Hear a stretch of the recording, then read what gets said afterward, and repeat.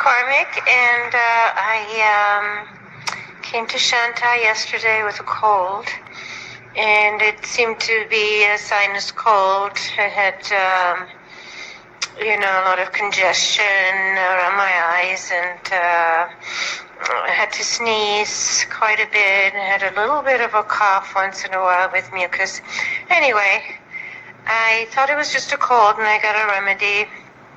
I started taking it, and today I feel much, much better.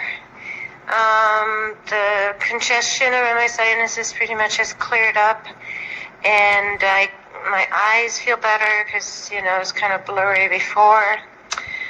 And I just have more energy and less mucus. So it seemed to have worked wonders very, very quickly. And I'm very grateful to Shanta for giving me this remedy.